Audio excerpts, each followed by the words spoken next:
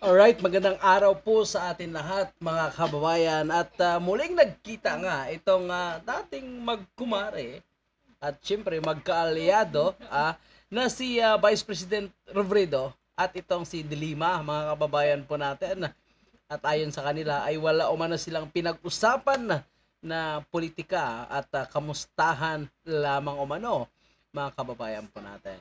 Ngunit itong si Pangulong Rodrigo Duterte ay may banat nga sa mga banta ni Dilima na umano'y gusto ni Dilima at pinag-iisipan na kasuhan itong dating Department of Justice at itong si dating Pangulong Digong.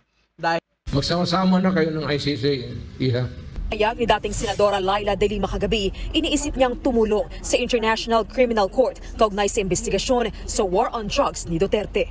Bagay na sa Ano kayang kasalanan ko?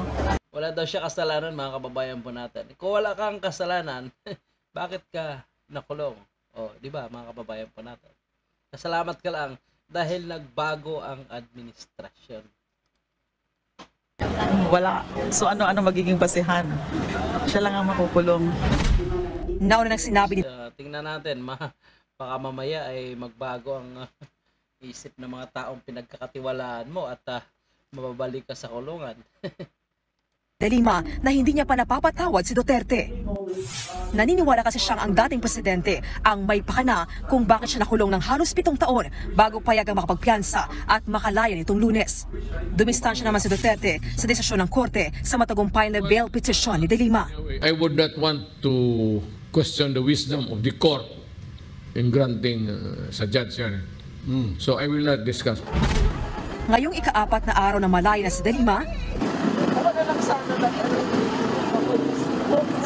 Miss na miss nila ang bawat isa, no, mga kababayan po natin. So tuloy ang plano na sirain itong si dating Pangulong Digong at itong si Vice President Sara Duterte. So posible ito ngayon ang kanilang pinagpaplanuhan, mga kababayan po natin. Tandaan po natin, itong paglaya ni Dilima ay hindi basta-basta at yung pag-recant nitong mga testigo. So posibleng may kapalit ito. At ayon nga sa mga source ay ito umano ay para sirain itong mga Duterte, lalong-lalo na itong anak nga na si Vice President Sara Duterte, dahil alam nila na ito talaga ang mananalo sa 2028 kung ito ang tatakbong Pangulo. So itong si Leni Robredo naman, mga kababayan po natin, ay mukhang nilayasan na nga ng kanyang mga kaalyado kasi iba na ngayon ang kanilang manok, ito ng si Hontiveros ngayon na nag-iipal, nagpapasikat. Dahil mukhang ito na ngayon ang pambato ng mga pinklawan at dilawan, mga kababayan po natin, at mukhang may iwanan na itong si Leni Robredo. Pero ang gusto nila ay gagamitin pa rin itong si Leni at papatakbuhin umano sa 2025. Tingnan nyo, mga kababayan po natin. Kung si Dilima ay nakuha na umano ang hustisya, ang tanong ng iba, kamusta naman kaya ang hustisya sa kanyang asawa na parang baliwala na nga lang umano ang nangyaring yun at hindi man ang pinaimbestigahan ng malalim nung nanalo siya bilang vice presidente. Na rin nakalabas na siya. kwento pa ni Robredo, wala sila na pag-usapan ngayon tungkol sa politika. She deserves na bigyan muna ng panahon na yung personal affairs niya, ayusin niya, bago pa man isipin yung mga next steps for the... Ang galing magsalita na walang pinag-usapan, pero ang kanilang pinag-usapan yan, mga kababayan po natin, kung paano kasuhan itong si dating Pangulong Digong at papasokin ang ICC. Nagkukunwari pang dalawa na ito. Opposition or next steps for the party. Mahabang panahon yung ika-catch up niya para sa sarili niya. So siguro sa kanilang kami mag-uusap kung ano yung halaga nito para sa mga kasamahan. Malugod ding ibinahagi ni Attorney Lai. Wag na kayong bumalik sa politiko, ha. Dahil wala na kayong tsansa, hindi na kayo mananalo Wala nang buboto sa inyo. Ng Piskalya sa Quezon City. Kaugnay ito sa reklamong grave threats na inihain ni ACT Teachers Party List Representative Franz Castro. Noong October 11, nang umano'y pagbantaan ni Duterte ang buhay ni Castro sa programa sa SMNI. Dito'y pinagtanggol ni Duterte ang hinihinging confidential funds ng kanyang anak na si Vice President Sara Duterte. Inulit yan ni Duterte kanina at sa magpakulong na lang ako kasi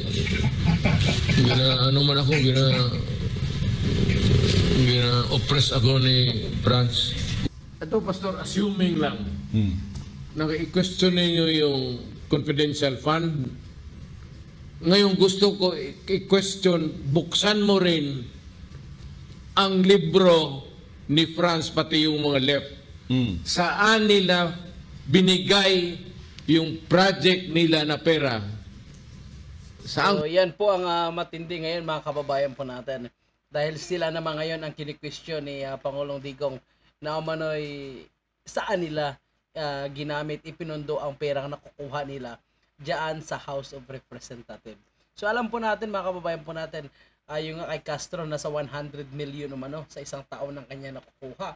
So ang tanong mga kababayan po natin, saan niya ginagamit ang pundong ito? So nakakapagtaka po mga kababayan po natin, napakaraming pera pala ng mga congressman po natin. Imagine mo natin yung kay Dong Gonzales ng 3rd District ng Pampanga, mayroon pala siyang mahigit 600 million mga kababayan po natin para sa kanyang isang proyekto. So kay Franz Castro nasa 100 million. So paano kaya ang ilang kongresista mga kababayan po natin? Ang CIF lang ng Vice President na 125 million kini-question.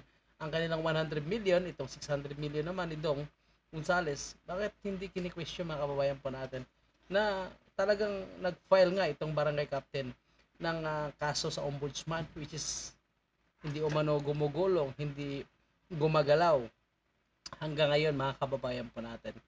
So anong ibig sabihin nun? Ang ombudsman pala ay nai-impluwensyahan din kaya ng mga kongresista, lalo na itong mga matataas na opisyal dyan sa House of Representatives. So ngayon, sagutin na lang ni Franz Castro at ng kanyang mga kaalyado itong hamon ni Pangulong Digong. Kung talagang gusto nilang transparency, good governance, walang corruption, saan ginagamit ang bawat pondo, gusto nila talaga ay maging detalyado sa bawat paggastos ng CIF ng Vice President, dapat sila din. Diba, mga kababayan po natin? Kaya para sa inyong komento, sa loobin at opinion, huwag kalimutan mag-iwan ng inyong comment sa ating comment section. Maraming salamat. Bye-bye.